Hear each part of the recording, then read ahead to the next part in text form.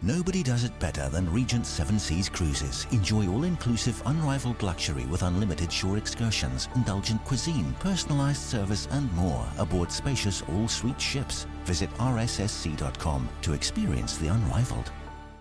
Big color, bigger savings. Sherwin-Williams Super Sale is here. Get 40% off paints and stains June 5th through the 11th with prices starting at $30.89. Whether you're refreshing your interior or exterior, we've got the colors to bring your vision to life. And with delivery, getting everything to your door is easier than ever. Shop online to have it delivered or visit your neighborhood Sherwin-Williams store. Click the banner to learn more. Retail sales only. Some exclusions apply. See store for details. Delivery available on qualifying orders. She was drugged and sexually assaulted. She turned to a friend, a Hollywood friend. They sailed around the world and that relationship deteriorated. She's here to talk about all that and more on the Law Enforcement Talk Radio Show. Welcome to the Law Enforcement Talk Radio Show. In the Law Enforcement Talk Radio Show, we are joined by special guests talking about their experiences, the realities of investigating crimes, plus those who have experienced horrendous trauma. Police, first responders, military, and victims of crime share their stories. Hi, I'm John J. Wiley. In addition to being a broadcaster, I'm also a retired police sergeant. Be sure to check out our website, letradio.com, and also like us on Facebook. Search for the Law Enforcement Talk Radio Show. Of all the radio stations in the United States, there are no other shows like the Law Enforcement Talk Radio Show. And on Facebook, there's only one official page. Do a search on Facebook for the Law Enforcement Talk Radio Show, and be sure to like the Law Enforcement Talk Radio Show Facebook page. Joining us on the Law Enforcement Talk Radio Show, we have Angela Harger-Thompson, and Angela is an actor in California, and we've heard so many stories about the so-called casting couch and all the things. She's going to talk about what she went through. She was drugged, sexually abused as a result, and for lack of better words, casting for a Hollywood job. She was befriended by someone, took a long sailboat ride around the world, and that relationship deteriorated rapidly. She wrote a book, which we can't tell you the name about the book because of FCC rules apply. It sounds great. I love the title of the book. But you can get more details about her book at AngelaHargerProductions.com. That's Angela Harger, Harger, Productions.com. Angela, thanks for being a guest on the Law Enforcement Talk Radio Show. Very pleased to have you. Thank you so much for having me, Jay. It's a pleasure. And by the way, I'm not going to minimize what you went through, but a lot of people that have been through similar, they're not alive to talk about this stuff. So the fact that you are alive and you're talking it's a bonus. And I get to talk to you. My listeners get to hear your story. That's a double bonus. So thank you very much. It's my pleasure. I really believe in the power of healing through telling our stories. So it's important to me to do that. Now, before we get into your story about what happened, where did you grow up and you wanted to go to Hollywood, for lack of better words? Yes, I grew up in Houston, Texas. I was doing community theater at my local theater and just loved performing, loved taking on new characters. And then I went to college, studied theater, went to the New York Film Academy, and then spent some time in Austin in the film industry there in Austin, Texas. But I told myself, I don't want to be an 80-year-old woman and regret that I never actually went to L.A. and gave it my all. So I packed my Honda Civic. My mom drove out there with me when I was 30 years old, a little bit late to be pursuing the dream, but that was my timing. And I went out there with silver screen dreams and whatever could fit in my car.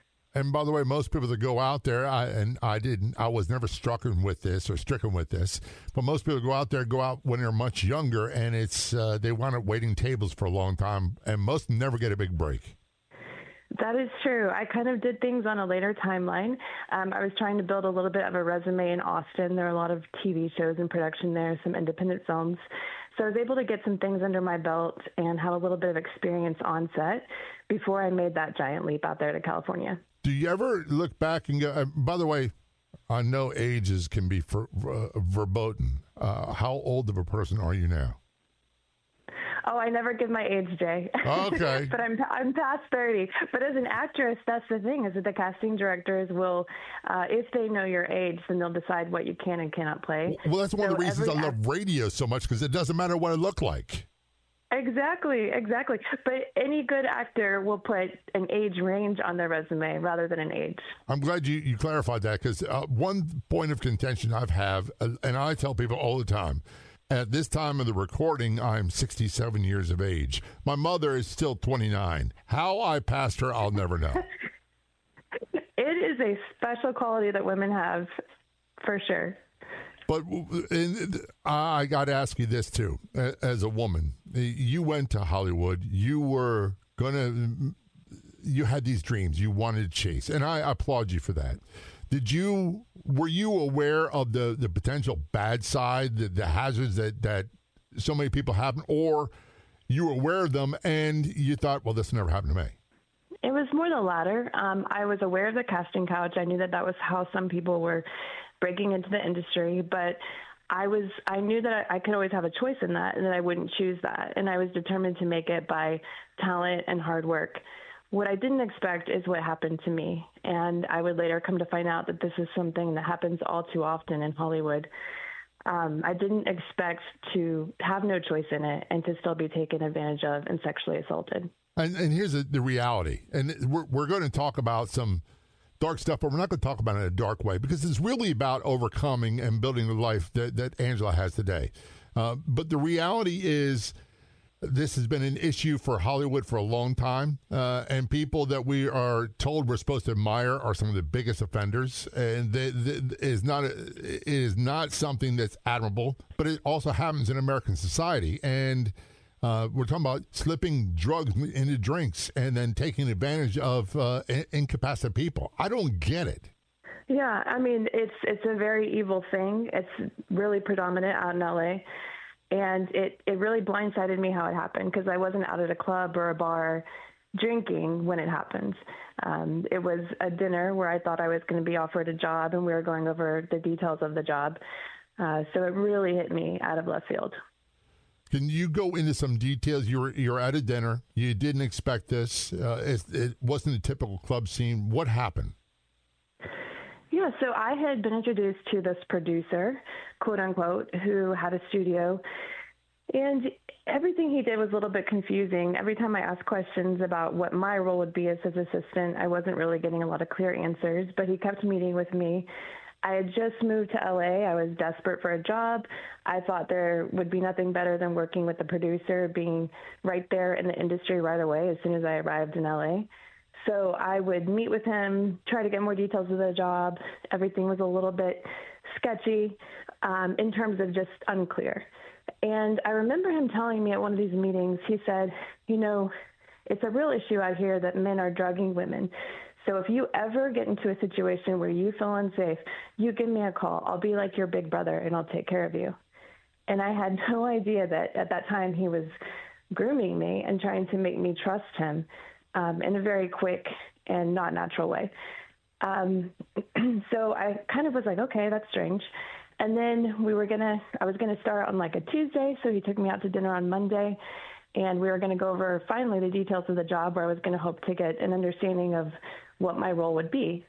And that's when, after dinner, I remember moving down to the bar downstairs because the upstairs closed, and there was a show on TV. I was looking at the show on TV, and that's the last thing that I remember until I woke up at 6 a.m. the next day, naked in a bed next to him in a locked room. So that's how that went from what I thought was a job interview to waking up the morning after my assault. And here's the question. So a lot of people, and this is from my police background, a lot of people don't want to report that. Did you report it to authorities? Yes. Well, the first thing I did was wake him up and demand answers and demand that he let me go. And the door was actually bolted, so he had to produce a set of keys and unlock it. I escaped out into the parking lot. The sun was rising. I was in such shock. I called my mom. I had no idea what had happened to me. And my whole body was, very, very much in shock and numb. And she told me that I had to go to the hospital. And so I'm grateful that I called her to kind of get some grounding and direction for what I needed to do next. And when I went to the hospital, they called the police because they saw immediately that there were marks on my neck that I had been They don't have a whole lot of choice in the matter. We're talking with Angela Harger Thompson. And we'll just say this. Go to her website because she wrote a book about what her journey, which we'll talk about in a few moments, but her website is AngelaHargerProductions.com. That's AngelaHargerProductions.com. Check it out. You'll find all the details there because quite honestly, you cannot say the name of the book on the radio. You can find us on Facebook. Look for and like the Law Enforcement Talk Radio Show Facebook page. This is the Law Enforcement Talk Radio Show. Don't go anywhere. We will be right back. Be sure to download the free Clubhouse app. It's like having your own talk radio station on your phone. And best of all, it is free. Be sure to follow John J. Wiley at LET Radio Show and look for major announcements. That's right, the Clubhouse app is free, and be sure to follow him for major announcements. That's John J. Wiley or at LET Radio Show. Did I mention that it is free?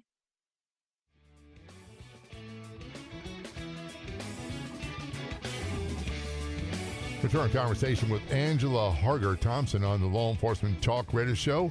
And her website, by the way, is AngelaHargerProductions.com. That's spelled HARGER Productions.com. She wrote a book. I can't say the title of the book because of FCC regulations, but it's a great name. It's a really great name. You can get details about that on her website and find out about her story. In her story, she was drugged, sexually assaulted, which we'll return to the conversation in a few moments. I got to ask you this, Angela. You went to the hospital, which was a smart move. You got checked out, and they notified the police because they really don't have a choice. What happened to you next? So the police came to the hospital. They weren't really able to treat me there, the doctors, because they don't do rape kits. So the police escorted me to the rape center. And that's where I did all of my testing and interviews and just everything I needed to do, got certain medications and such from the rape center. Then that same police officer took me to the police station. And so I was interviewed by the police for 6 hours. At various times, I was alone while they had my phone, and they were getting all the text messages off of my phone between myself and my attacker. And then at one point, and this is what took the most courage, was they had me call my attacker while they recorded it to try to get more information and a confession out of him. And so I had two police officers sitting across the table from me while I had to call him, ask him questions, and me knowing it was all being recorded. Of course, he wouldn't admit anything on the phone and just kept laughing about it and telling me how drunk I'd gotten, which I had not gotten drunk. I know that I'd been drugged. I had an entire 8 hours missing from my life. But yeah, it was a very long process and a lot of follow-up interviews with the police and drug testing. They were drug testing me to see if they could find any traces of the drug. So that process went on for 9 months of investigation and me completely cooperating with the police. And my whole goal in doing that was, even though it was, a lot to walk through that trauma and to sit there for 6 hours with the police, I wanted to help make sure that he could never do this again to another woman. And that was my motivation. I get that. One of the things I learned, and by the way, I'm obviously male, and there's a line of thinking that female officers were better equipped with rape victims, and that was, for me, that was not the case. It was one of the first things I always told victims was, I'm here to make sure that this never happens to you again, and you're safe with me. And it's you got to get the evidence, but and as a police officer, it's not you're doing the actual. It's the hospital that's doing the rape kit, as the term we use. But you've got to get the evidence afterwards, because otherwise you've got to build a case, just like any case, and it's difficult. You got to ask questions that you don't like, I'm sure. Yeah, and to that point, there was a female officer who was actually very aggressive with me, and so I asked her to be taken off my case, and I worked very well with the other detective, who was a male. Isn't that funny? He was very compassionate. He was very compassionate, very understanding, and I felt like I was in good hands with him. Well, and the funny thing is, and I'm not saying funny in a ha-ha sort of way, but there is a conception that women would be more, let's just say, acclimated. They would be more welcome to the victims than male officers, and that was never the case with me. I don't know why that is. I feel like that's very much reversed. I mean, there should be compassion towards any woman who's been through that situation, whether from a male or female police officer, but it is strange that it skews more heavily in that direction, that the men are more compassionate. It's weird, and part of it is, and I want to get back to your story, I think part of it is for me, it's the natural protector. I want to do my role as a male to be a protector. And sometimes, I'm not saying that the other officers were not that way. Sometimes they can come across as being judgmental, and that's never needed. I think you're absolutely right, and I really appreciated that in a male police officer. How did you go, and I know this sounds like a stupid question. It really, but it's got to be asked, because I'll be honest with you, I don't get my soapbox a little bit. I hate the victim blaming. And we seem to be gotten away from that in society for a long time, rightfully so, and now we're getting back into it. So I don't do anything that way, at least purposely. But getting from point A to point B, you being raped, to point C, you want to do something about it, that's a journey I can't wrap my head around. Yeah, I don't know where I found the courage to do it, but it was so important to me that this man never be able to hurt another woman. And I had not really researched him or Googled him before I went into this interview, which I deeply regret. But afterwards, I did find an entire website that was dedicated towards women sharing their stories of abuse, assault, violence about this man who was my attacker. And so I immediately sent that to the detectives that were working on my case. And it was interesting, though. It was very much on me to do my own healing, and it wasn't going to come from the results of the investigation or from my attacker being prosecuted. And that was something that was hard to come to terms with, because I had such a desire for earthly justice and to stop him. And I had to realize, after the 9 months, they came back and said, there's really not enough evidence for us to convict. Rape is he said, she said, we can't do anything about it. And that's ultimately what happens quite often. But I'll be honest with you, there's people like that. And one of the first things I was always taught was you always believe what they say until you prove otherwise. Never the other way around. You don't walk in with they're lying again, blah, blah, blah. It's like you've got to accept them on their word, and then until it's proven otherwise. And sadly, with some of these cases, there's no evidence. There's nothing you can do. And that seemed unfair, because I had gone through the rape kit. I had gone through 6 hours of the police investigation where they were questioning me. I'd answered everything. I'd been so cooperative. But it did just boil down to they weren't able to prosecute criminally. And part of what's unfair about it is you didn't volunteer for this. Right. I did not. And I also didn't want this from Jump Street. Right. And I wasn't able to, not only couldn't I not defend myself because I was drugged, but I couldn't help other women at that point, which was my whole desire. When did it become about a change from becoming to help other women and prevent these bad things from happening to working on you? That's a great question, Jay, because I remember talking to my mom while I was in the police interrogation room and telling her how God was going to use this and I was going to be able to help other women. And she said, Angela, stop. This just happened to you. This is very traumatic. You need to focus on yourself right now and heal. And it was like I got way ahead of myself for a second there. And I think when it became a very practical thing where some days I couldn't get out of bed, I didn't want to shower, I didn't want to feed myself. I was so depressed and so anxious. I never suffered from anxiety before that, but I was having incredible anxiety attacks that for me looked like coughing, gagging, throwing up sometimes. And I was still in LA having to hold down a job, trying to go to these auditions. And I would be throwing up in my car before I walked into the casting director's office because I was so anxious and had so much anxiety inside my body as a result of the trauma. So not only were you performing for the audition, you're performing to get over. Oh, by the way, I feel like a total wreck, and I'm not going to let you see it. We're talking with Angela Harger Thompson. She was drugged, sexually assaulted in Hollywood. I'll let her tell you the rest of the story. She befriended someone that offered her a sailboat ride around the world. Their relationship deteriorated. And she's wrote a book, which I cannot tell you the name of because the FCC rules, but you can get details about it at her website, AngelaHargerProductions.com. That's Angela, Harger Productions.com. This is Law Enforcement Talk Radio Show. Don't go anywhere. We'll be right back.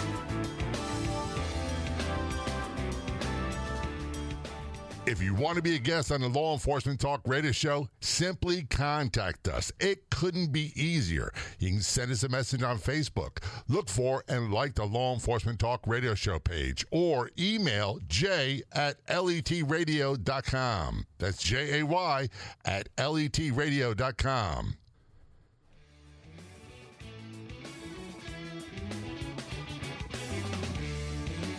Return conversation with Angela Harger Thompson on the Law Enforcement Talk Radio Show. She's contacts from California.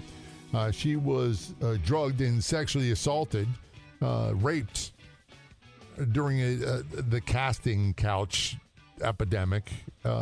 She's written a book about it and her journey, which we'll talk about in a few moments. And the name of the book I cannot say because of FCC rules. However, it's a great title. You can get it details about the book on our website, AngelaHargerProductions.com. It's spelled Harger, AngelaHargerProductions.com. Angela, by the way, I know I said this before, but I'm thrilled that you can get to talk about this because it's got to serve as a little bit of a warning for you, but it's also got to be, I would think, kind of healing for you to tell your story. It is. It's so healing, and I believe in that healing for others through telling their stories as well. So thank you for giving me this platform and the opportunity to share about it. Earlier you said that you weren't going to get earthly justice, and one of the things I always say, and I think it's overrated, it's used by Hollywood a lot, and I know that's the industry you're in, but at least they received justice. No, they didn't. No, they didn't, because they didn't make the bad stuff go away. That person who was killed is not alive. The person who was raped, you're not the same person. And then you're going to these casting calls, auditions to pretend to be someone else, using someone else's lines, and you are going through what you went through. I can't imagine that. You know, it was so important to me to not let my attacker take any more from me than he already had. And I think that gave me the persistence to get through things. Even when, I had a bartending job, I would have 10 tickets print at one time, and I'd get so overwhelmed. I would have to go into the back, have my anxiety attack, come back out, and then work through all the drink tickets. And I just kept going. And I think that it probably would have been crippling anxiety for a lot of people, but for me, it was like my way to be strong and to fight back and to not let anything stop me. So even though I was having that incredible anxiety, I could barely get through each thing that I needed to do, whether it be my bartending job or an audition. I still was forcing myself through it. And I know my parents had kind of wanted me to go back to Texas to heal during that time. And I said, no, my trauma happened here. My healing has to happen here also, or else I'll be afraid to ever come back out to LA. So I persisted, and I really plugged into the resources that I needed in order to heal. I had a therapist that was funded for me by the Victims Compensation Fund in California. And so there were certain benefits that I was able to tap into, even though they weren't able to prosecute my attacker criminally. And I'm very grateful to the state of California for that. But I had a therapist I saw once a week. I was journaling through all of my emotions and thoughts. I was doing healing yoga that was helping my body to release the trauma that I was carrying. So it was very intentional, the things that I had to focus on and the self-care I was doing for myself in that time. And I'd say this is a $64,000 question. And before I ask you the question is, I live by this principle of never let them see you sweat. And I get that you don't want to give up any more power to your attacker. I get that. As a matter of fact, I'm so old, when we're doing the interview, I had a cramp, a bad leg cramp, and I'm like, oh, my God. I'm not going to let people know that. And so I understand. And a part of me is kind of, I want to applaud you for that because I'm going to continue on. But the question was, where do you get the strength to continue on, to do the things you got to do? Because, look, you said you're a bartender. That's not an easy job. And by the way, being an actor in Hollywood, I'm sure is not easy either. My faith is honestly where I got the most strength. I spent so much time with God during that time, just in prayer, reading my Bible, journaling, and I knew that there was light at the end of the tunnel, because he is the Redeemer. And I knew that he would take that situation, that he would turn it around in my life. And then I just had to go through that process. Even if on any certain day, all I could do was take one step, that was enough for that day. So I think part of my personality trait also is just being very resilient and persistent, and I don't give up, even maybe sometimes when I should. Oh, yeah, but that served me well in life. Yeah, I'm the type of guy that I'll get hammered by Mike Tyson multiple times, and I'll keep coming back for more. It's a ridiculous way to be, but that's the way I am. So you're at where you're at today, and before we get into what you did to rebuild your life, this transition from, and I don't want to tell your story, this transition from being working in Austin and other areas to being recognized in Hollywood, how difficult was that? Well, it was a long journey, and it's one that I'm still on. You know, even when you reach any kind of place of success, you can look ahead and see how much further of a road you have to go compared to others. And so what I've found is the most effective for me is to look behind and to see how much ground that I've covered. I think that before COVID-19 outbreak, I was very unempowered in that I was really auditioning for gigs and hoping that someone else was going to give me an opportunity, give me a job, discover me. But I had something happen during the COVID experience that really changed that for me. And there was someone who was kind of an on-again, off-again boyfriend who was a huge source of comfort for me as I walked that healing journey. And he went and he got a sailboat, and he was going to sail it from Panama to the Marquesas, and invited me to go on this passage with him, which would have been a quarter of the way around the world. And I was like, I don't want to leave LA. I'm nervous to miss the auditions that would happen while I'm gone. And so he said, well, I'll buy you a nice camera and you can make a documentary about the experience. So then my tune changed and I said, all right, when do we leave? I got on that sailboat March 7th, 2020. We set sail. We're a week into the passage, and then COVID breaks out across the world. So we get this email on the satellite email saying, borders are closing, countries are closed, we can't go anywhere. And we're just stranded in the middle of the ocean with no options at that point. And so I just kept the camera going. I kept shooting everything, interviewing our crew as we discussed options, where we should go. Should we go to a desert island, or what even were our options at that point? I've never thought of that. You think that being in the middle of the ocean would be the safest place to be, but I never thought that about the borders and ports of entry being closed. Absolutely. That was the thing. We knew we were safe from the virus because of our location, but we were then in a precarious situation of no country wanting us to come in because we were foreign citizens, or not citizens, rather. So we had to, it was constantly changing as well, as we all remember during that time. It's just 2 weeks for this and then this. And it was constantly changing whether we could go on land when we got there, if we could get groceries. So we finally ended up landing in the Marquesas 26 days into the passage. They said you can get fuel, you can get food, and then you have to leave. So we had 3 crew members. They were Europeans, so they wanted to go on to Tahiti. Whereas my ex-boyfriend and I realized we needed to go to Hawaii because that was what was best for us as American citizens.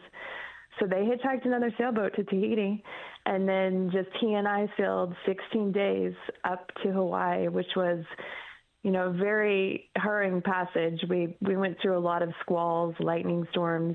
At one point, the boat was completely sideways in the water, and I'm looking out the kitchen windows, and they're completely underwater. By the way, that's the point where I'd be going, we're going to die. It's not good. There were several moments, but before I'd gone on the passage, I had really prayed about it, and I felt God saying he'd be with me in the night watches. So when those things happened and we were in those storms, I really did have a supernatural peace. And it was like watching a movie where you know that the characters make it, so you're okay. I don't have that kind of resilience. I have a deep, abiding faith. I really do. However, when life and death situation comes into it, I want to take full control. And part of my problem is, my wife, I've been with my wife for almost 30 years now. We get along great. But one of the things we say is we'll never go on that show, The Amazing Race, because we'll be divorced in 3 weeks. There's no way we could handle that. Just being with each other all the time. Yeah, it was a very stressful situation. The relationship kind of started to dissolve on the ocean. You think? As we were under that kind of anxiety and stress. And when we landed in Hawaii, the first thing people did when they greeted us was hand us masks and tell us we had to wear them.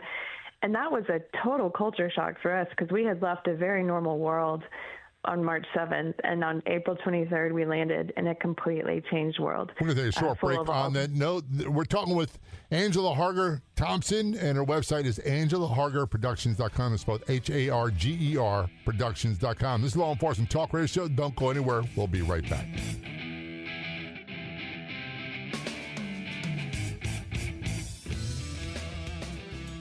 Someone asked, what's the catch? What's the cost? There is no cost for anything on the Law Enforcement Talk Radio Show and podcast website, letradio.com. letradio.com. Again, that's letradio.com.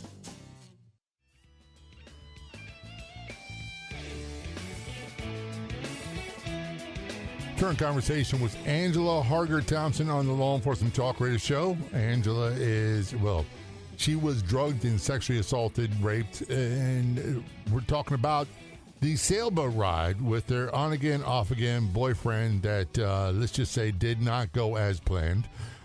She's written a book, which I cannot say the name of the book on the radio due to FCC regulations. However, you can get details about it at her website. That's AngelaHargerProductions.com. That's Angela, Harger Productions.com.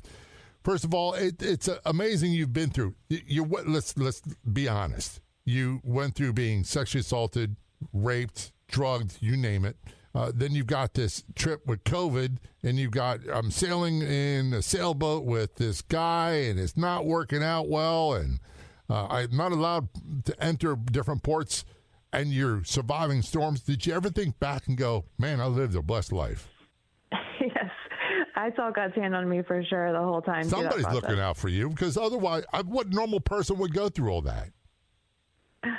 I know. I feel a little bit like Forrest Gump there. Yeah, I hear you. So let's talk about the sailboat ride, and I can't think of another term to use it, but that probably seemed like a gift in disguise, didn't it?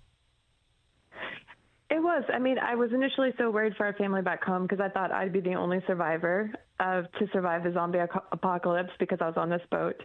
But they were actually home way more worried for me being in the middle of the ocean during a worldwide pandemic. And, I think that when we're in a situation like that, any person, you just rise to meet it with the strength that you need because there was no option but to keep sailing all the way to Hawaii with just two people, which meant he would sleep, I would watch, I would sleep, he would watch for as long as we could, usually 4 to 5 hours for 16 days. So it's not as glamorous as the TV makes it out. It's definitely not as glamorous. And you have to keep a constant watch, look out every 10 minutes for any floating shipping containers or boats or anything like that, of course, that you're not going to run into. So it was a lot on our, especially just our not knowing. There was so much not knowing, and that was collectively experienced by the whole world. But being in the middle of the ocean and not knowing was a whole nother level of that uncertainty. I think I'm a pretty adventurous guy, but the reality is I'm not going on vacation unless I know where I'm staying. And it's going to be at a hotel. I'm not going to be in a place where, I can see the ocean underneath the window, or the window's looking out and I'm seeing the ocean. It's not good. There's no Motel 6s out there to stop at. You got to just keep going. Here's the other thing before I go into your story some more, and it's I always hate to say this, but you're one of those Hollywood people that we love to criticize, but you've mentioned faith and religion many, many times, and I got to applaud you for that because a lot of people from that industry don't.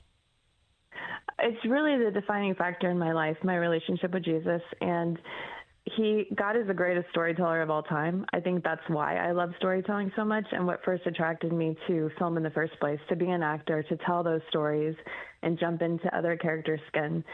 And I love doing the process with him. Well, I'm glad you do. So you were promised the ability to make a documentary. Did that go as you thought it would?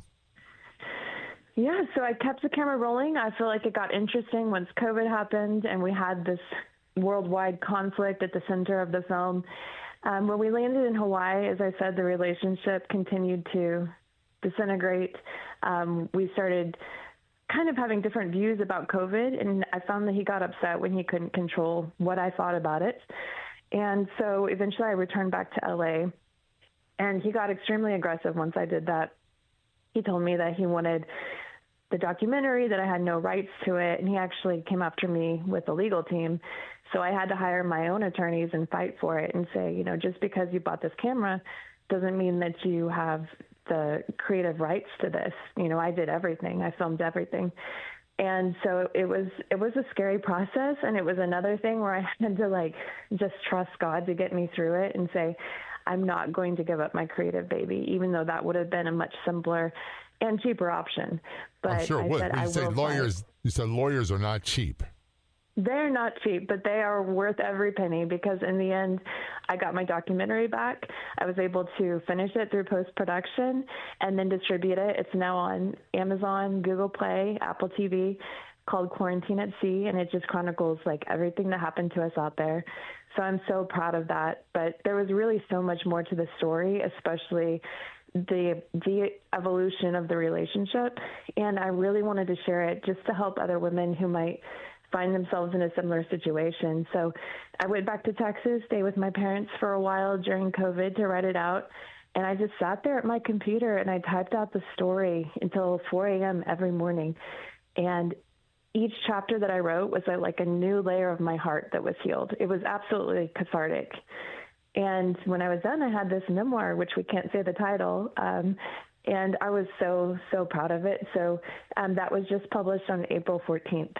That's a great title, by the way. I wish we could say that. And it's ridiculous. When you go to our website, AngelaHargerProductions.com, you will see the ridiculousness of the title, why we can't say it. However, here's my bird's eye view of this.